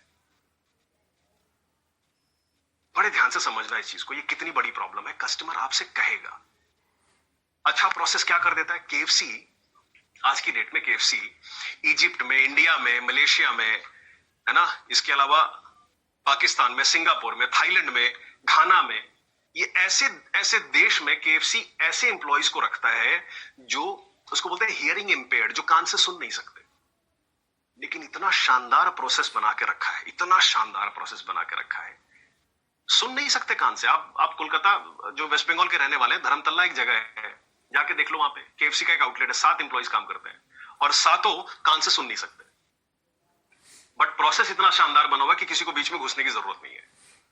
ऑर्डर भी सही टाइम पे होता है, ऑर्डर मिलता भी सही टाइम पे, कुछ इधर उधर कोई कंप्लेन नहीं। क्यों? क्योंकि गल्ला छोड़ने के लिए आपको बनाना पड़ेगा प्रोसेस, एग्जीक्यूशन में ध्यान देना पड़ेगा, स्पीड ऑफ इंप्लीमेंटेशन होता है। ये सब कुछ करने के लिए एक बिजनेसमैन को वो सारी स्ट्रैटेजी जो हमारा, कहां से सीखेगा बिजनेसमैन, कहां से कैसे अप्लाई करेगा एक बिजनेसमैन, उसके लिए हमारे पास टोटल 6 फ्रेमवर्क्स अवेलेबल हैं सिर्फ बिजनेस ऑपरेशन और स्ट्रैटेजी को ठीक करने के लिए। टोटल 6। बिजनेस टू बिजनेस है, हेल्थ चेकअप ऑफ ऑर्गेनाइजेशन है, एग्जीक्यूशन एक्सीलेंस है, रिप्लेस योरसेल्फ यानी अपने आप को रिप्लेस कैसे करो, 7 steps to achieve all the goals and dreams है, स्पीड ऑफ इंप्लीमेंटेशन है। ये 6 फ्रेमवर्क मिलके बताते हैं कस्टमर्स को कि कैसे आप गल्ला छोड़ सकते हैं। क्या मेरी बात समझ में आई भाई लोग? यस और नो चैट बॉक्स में जल्दी से लिख के बताओ। क्लियर हुआ? एक चीज और पूछ रहा हूं, जैसे जैसे दिन बीत रहे हैं, आज 9वां दिन है, जैसे जैसे दिन बीत रहे हैं, क्या लगता है कितने प्रतिशत नॉलेज में वृद्धि हो रही है? हमारी कंसल्टिंग कितने प्रतिशत बेहतर हो सकती है? चैट बॉक्स में लिख के बताओ जल्दी से सारे, रूम 4 में, रूम 3, रूम 2, रूम 1, सब लोग बताएं। 9वां दिन है आज, है ना? कितने प्रतिशत हर रोज बेहतर होते जा रहे हैं? 1% भी चलेगा, कोई बात नहीं, रोज 1% भी ठीक है, लेकिन होना चाहिए हर दिन कुछ ना कुछ ऐसा, है ना? 1 सेकंड दीजिएगा मुझे बस।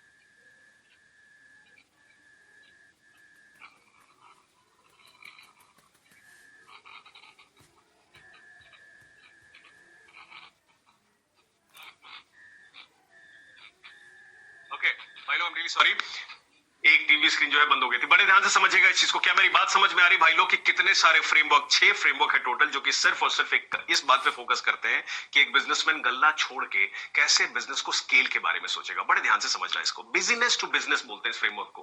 प्रॉब्लम स्टेटमेंट क्या है? सारे काम मुझे ही करने पड़ते हैं, मेरे होने से धंधा है, नहीं हूं तो धंधा नहीं है। यह है प्रॉब्लम स्टेटमेंट सबसे बड़ी।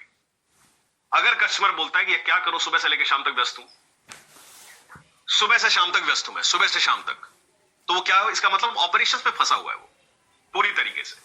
तो कहता है मेरे होने से धंधा है, ना होने से धंधा नहीं है। बड़े ध्यान से समझना है इस चीज को भाई लोग, या नहीं होने से धंधा होता ही नहीं है ना? अब इस चीज को बड़े ध्यान से, इसको होता है, इस प्रॉब्लम को सॉल्व करने के लिए हमारे पास जो फ्रेमवर्क है उसका नाम है बिजनेस टू बिजनेस। कैसे एक बिजनेसमैन मूव होगा बिजनेस से बिजनेस की तरफ, इसके लिए फ्रेमवर्क कौन सा है? बड़े ध्यान से समझना। इस फ्रेमवर्क को ऐसे देखो, सिर्फ 2 पेज का फ्रेमवर्क है, पेज 1 और पेज 2, और इन दोनों फ्रेमवर्क में क्या बताया जाता है वो आपको डिटेल में थोड़ा समझाता हूं। सर डेटा खत्म हो जाता है, तो इन्हें क्या दुखती रख में हाथ छोड़ दिया। टोटल 4 पेजेस है इसमें। फर्स्ट सेकंड पेज हालांकि रिपीटेड है, थर्ड और जो 4th पेज है ये वीक वाइज है, यानी कि टोटल आपको 4 हफ्ते आपको ये अप्लाई करना है। कैसे अप्लाई करना है वो भी समझाता हूं बड़े ध्यान से। पहले तो ये समझो कि डिफरेंस क्या है। डिफरेंस क्या होता है 2 चीजों में। नंबर 1, एक होता है मेन थिंग, एकदम इसके बगैर रहा नहीं जा सकता, वो होता है सबसे इंपॉर्टेंट चीज, इसको बोलते हैं मेन थिंग। और दूसरा होता है मल्टीपल थिंग्स, फायर फाइटिंग बोलते हैं इसको। आग लगी जल्दी से बुझाओ, आग लगी जाओ, रोज आग लग रही है रोज बुझाओ, उसको बोलते हैं फायर फाइटिंग, उसको बोलते हैं मल्टीपल थिंग्स। मेन थिंग जो होता है वो होता है इंप्रूवमेंट के लिए, थैंक यू अखिल जी। और मल्टीपल थिंग जो होता है वो होता है मेंटेनेंस, यानी कि मेंटेन, जो चीजें चल रही है उसको मेंटेन करने के लिए। Number 1 main thing, number 2 multiple things. दोनों में अंतर समझ में आ गया? चैट बॉक्स में लिख के बताओ बड़े ध्यान से। मेन थिंग का मतलब ऐसी चीजें जो आपको इंप्रूवमेंट में मदद करे, आगे जाने में मदद करो। मल्टीपल थिंग्स का मतलब जो है उसको ठीक करते रहो, जितना है बस उसी को ठीक करते जा रहे हैं, उसको बोलते हैं मल्टीपल थिंग्स। तो हमें एज अ बिजनेसमैन ये सिखाना है कि दोनों के लिए अलग अलग समय निर्धारित करना पड़ेगा आपको। जैसे मेन थिंग में क्या क्या आता है, मल्टीपल थिंग पहले समझते हैं। मल्टीपल थिंग क्या क्या होता है? डेली बिजनेस ऑपरेशंस में फंसे रहना, स्टॉक को मैनेज करना, कस्टमर के कंप्लेंट्स को हैंडल करना, ऑर्डर डिलीवर करना, या डेली कैश बुक को मेंटेन करना। ये मल्टीपल थिंग्स है। चीजें चल रही है नेहा निशा जी, बस उसको क्या कर रहे हैं हम, मेंटेन कर रहे हैं। ये पहली चीज है मल्टीपल थिंग्स। इसके लिए भी समय निकालना पड़ेगा, लेकिन कब समय निकालना पड़ेगा ये फ्रेमवर्क समझाता है आपको। बड़े ध्यान से समझना। और एक होता है मेन थिंग। मेन थिंग क्या होता है? ऐसी चीजें जो आपको ग्रो करने में मदद करे, इंप्रूवमेंट वाली साइड।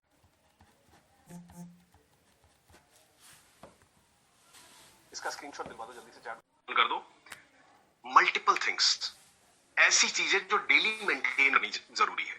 एक वो चीज होता है, और एक होता है मेन थिंग, यानी कि ऐसी चीजें जो आपको इंप्रूव करने में मदद करे, है ना। जैसे बिजनेस को ग्रो करना, नेटवर्क बढ़ाना, ग्लोबली बिजनेस को स्केल करना, नए प्रोजेक्ट पे काम करना, नए ब्रांचेस खोलना, या man power, capable man power बढ़ाना, ये सब होता है ना। स्क्रीनशॉट लेते रहना। अब बताओ क्या दोनों चीजें जरूरी है कि नहीं है? दोनों चीजें जरूरी है, लेकिन सब में अलग अलग समय देने के लिए बोलता है ये फ्रेमवर्क। ये बताता है आपको फ्रेमवर्क भी, दोनों को अलग अलग समय बांट दो ना। हर चीज में मत घुसो, कुछ काम डेलीगेट करना होता है। सो बेसिकली ये फ्रेमवर्क दो हिस्सों में बांट देता है काम को। दो हिस्से कौन सी? Main thing, multiple thing. Main thing जो कि इंप्रूवमेंट दिलाएगा आपको बिजनेस में, और मल्टीपल थिंग जो फायर फाइटिंग वर्क है, जो मेंटेन करेगा चीजों को। जैसे टाइम टेबल बनाने के लिए बोलता है फ्रेमवर्क क्या? सबसे पहले 8 AM to 2 PM। 8 AM to 2 PM ये होता है मेन थिंग का मतलब ऐसी चीजें जिस पे सिर्फ और सिर्फ फोकस लगेगा एक बिजनेस का कि बिजनेस को ग्रो कैसे किया जाए। और ये होता है वीकली कैलेंडर, ये डेली नहीं बदलता। और एक होता है 2 PM to 8 PM। जल्दी से इसको स्क्रीनशॉट लेने के लिए दे दिए फुल स्क्रीन पे। एक होता है 8 AM to 2 PM, वीकली होता है, साप्ताहिक होता है, चेंज नहीं होगा जल्दी से। बड़े ध्यान से समझना, छोटी छोटी चीजों को क्या करना है वो डेली वाले काम है, लेकिन मल्टीपल जो मेन थिंग है जिसको हमें ग्रो करना है, जो हमें मदद करता है बिजनेस को ग्रो कराने में, उसको हमको वीकली रखना है। डेली चेंज नहीं होगा उसमें। एक बार सोच लेंगे कि भैया ये गोल अचीव करना है तो वो मेरा मेन थिंग, और सुबह 8 बजे से दोपहर 2 बजे तक सिर्फ उसी पे काम होगा। सुरेंद्र कुमार जी समझ में आया? 8 AM to 2 PM, 2 PM to 8 PM समझ में आया? क्लियर हुआ? ये होता है 8 AM to 2 PM और 2 PM to 8 PM। सुबह 8 बजे से दोपहर के 2 बजे तक सिर्फ वो काम करेंगे जो कि मेन थिंग पे फोकस, यानी मुझे इंप्रूव करने में मदद करेगा। और ये डेली नहीं बदलेगा, एक हफ्ते का एक बार में बन जाएगा, पूरे एक हफ्ते वही काम होगा। और 2 बजे से लेके 8 बजे तक वो छोटे मेंटेनेंस वाले जो काम है वो करना स्टार्ट करेंगे। इसको बोलते हैं 8 AM to 2 PM, 2 PM to 8 PM। ठीक है, क्लियर हो गया? अब बड़े ध्यान से समझना, कुछ काम ऐसे होते हैं जो कि डेलीगेट करने पड़ते हैं। बड़े ध्यान से इस चीज को समझना। थिंक टैंक और लीडरशिप टीम बनानी पड़ती है, उसके बारे में भी ये फ्रेमवर्क बताता है आपको। जैसे कि इस वाली स्क्रीन पे देख पा रहा हूं मैं, कुछ काम ऐसे फोकस अगर एक्सपेंशन पे करना है ना तो लिख लेना। सबसे पहला स्टेप क्या है? कुछ काम मधु कुमार जी वो हमारे लायक नहीं है, उसको हमको डेलीगेट करना पड़ेगा, ढूंढना पड़ेगा कि इस काम को कोई और कौन कर सकता है। डेलीगेट का मतलब दूसरों से करवाना, या फिर उस पर्टिकुलर काम के लिए, छोटे काम के लिए किसी को हायर कर देना। क्या मैं हायर कर सकता हूं? जैसे कोई पीए या जो ईए होते हैं, पर्सनल असिस्टेंट, या फिर जो एग्जीक्यूटिव असिस्टेंट होते हैं, क्या वो हायर कर सकते हैं? कुछ टेक्नोलॉजी की टीम हायर कर सकते हैं क्या? सब काम वो नहीं होता है। 8 AM to 2 PM, 2 PM to 8 PM। Basically ये पूरा का पूरा फ्रेमवर्क यही देता है आपको। सुबह 8 बजे से 2 बजे तक मेन थिंग पे काम होगा, और दोपहर 2 बजे से लेकर रात के 8 बजे तक मल्टीपल थिंग, ऐसी चीजें जो मेंटेन कराने में मदद करेगी।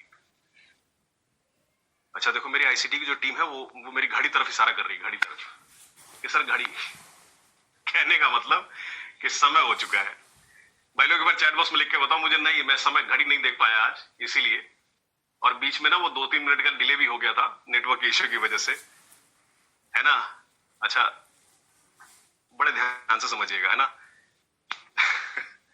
चलो कोई बात नहीं। कस्टमर वॉइस में समझ में आ गया आपको। सबसे पहली चीज बता दूं, जिन्होंने इनवॉइस वेरीफाई नहीं किया, भाई लोग इनवॉइस अपना वेरीफाई कर लीजिएगा। हम तो रोज मिलेंगे आपसे।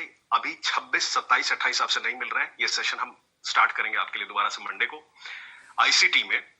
मंडे को दोबारा से मिलेंगे आपके साथ, और फीडबैक जरूर देना मत भूलिएगा। आज के सेशन में क्या लगा, कुछ नई चीजें पता चली कि नहीं, या सुनो, कुछ नई चीजें पता चली जो नहीं पता था पिछली वाली चीजें। मुझे पता अच्छी तरीके से आपको अच्छी चीजें पता चली हैं। ये बिजनेस ऑपरेशंस के फ्रेमवर्क को हम दोबारा से स्टार्ट करेंगे आपके लिए, बट आई एम श्योर कि ये 8 AM to 2 PM और 2 PM to 8 PM आपको बहुत शानदार फ्रेमवर्क है, मजेदार सेशन है। लेकिन इसके अलावा भी बहुत कुछ है, जैसे कि मुझे क्या अनाउंस करना। नंबर 1, बिजनेस फंडामेंटल सर्टिफिकेशन के लिए स्टार्ट हो जाएगा। रिटमिस में इसका अनाउंसमेंट भी होगा। 28 तारीख को वीडियो असाइन होगा आपको, और उसके वीडियो के बेसिस पे आपको असेसमेंट देना होगा, और उसमें आपको क्वालिफाई भी करना है ताकि आपको सर्टिफिकेट मिल सके। बड़ा बिजनेस की लर्निंग एंड डेवलपमेंट टीम आपके साथ तैयार है, आपकी लर्निंग को डेवलप करने के लिए, हर दिन रोज 1% बेहतर बनाने के लिए। अगर कभी भी आपने लाइफ में कोई पीपीटी बनाई होगी ना, कभी भी, तो मुझे पता है कि आपको समझ आता होगा कि हाँ यार, कितनी मेहनत चल रही है वहां से। एक दिन का काम नहीं होता होगा, ये बड़ी मेहनत होती है इसके पीछे। और इसके लिए जसवीर कौर जी, हमारा पता है पर क्या है। पर क्या है कि रोज आकर के आप अपना समय देते हो, और उस समय में ये लर्निंग ले रहे हो। उसके लिए आप सबका बहुत बहुत धन्यवाद। मंडे को एक नई ऊर्जा के साथ मिलेंगे आपसे, ताकि आपसे दोबारा से वो लर्निंग लेकर के आए, और हर दिन आपकी रोज लर्निंग 1% बेहतर करें। तब तक के लिए मिलते हैं आपसे मंडे को। अपना फीडबैक देना मत भूलिएगा।